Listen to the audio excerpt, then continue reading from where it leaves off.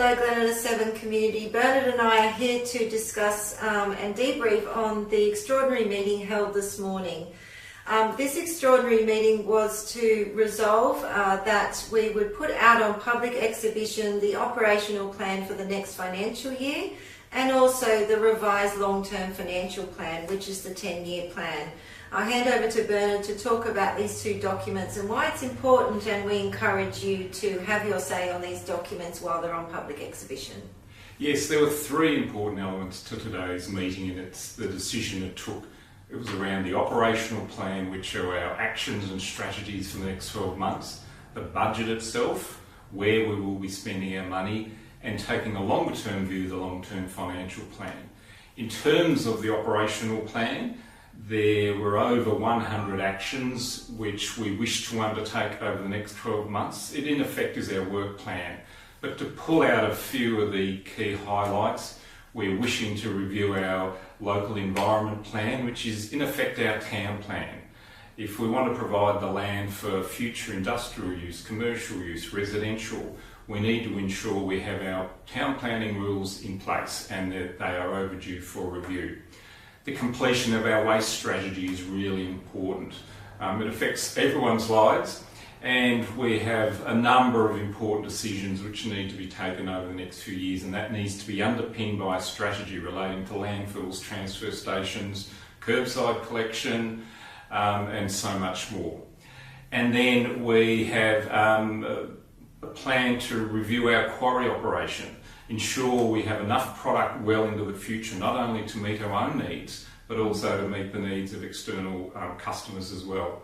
And finally, and very importantly, another key action to do is to do with our precincts and activation strategy, which is really what is the strategic approach to the whole region over the next few years, whether it's the creation of precincts, how do we want Glenelg itself to develop. Our small townships are really important. A key, very practical part of the framework is going out and talking to those, the Deepwater, the Emmerdvilles, the Glencoes, around what they see as their future. Of course, we have all the budget details, and in addition to that, as I said, the long-term financial plan. So these documents are now out on exhibition, and we strongly encourage everyone to go and have a look. They are located at a number of locations around the municipality and of course online. Yeah, and it's important that we understand the approach to the operational plan for the next year. And really we're taking an austerity approach to this operational plan. We know that you're aware that Council has been operating in a deficit for quite a number of years.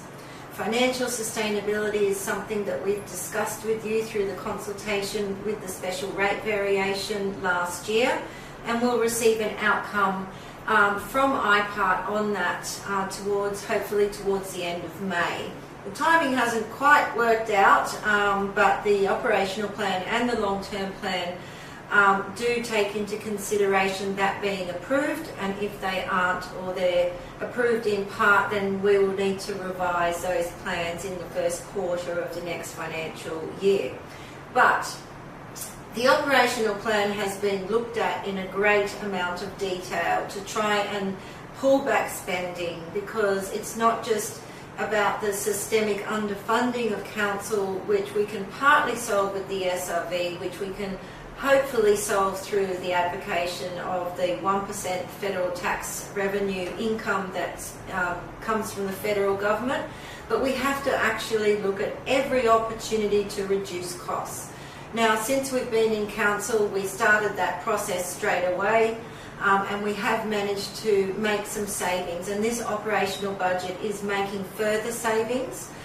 Throughout the year, it's important to understand that Council will also be doing work to look at all of our services and all of our business units to make sure they are operating as efficiently as possible. Now, we just need to continue to look for ways to become more efficient in our operations, because we need to be able to ensure that we can fund those operations going forward. Because the last thing that we want to do is reduce services. We know that's not what you want to do either from the consultation in the SRB. So this is another lever for us to pull to say we need to tighten our belts even further. And so onto the long-term financial plan, I think it's important for the community to understand that, you know, probably 3 to 4 to 5 at most, the numbers reflect what we believe based on where we are now. The rest of it is a projection. So there are a lot of assumptions that go into a long-term financial plan. Being over 10 years, it's very hard to predict.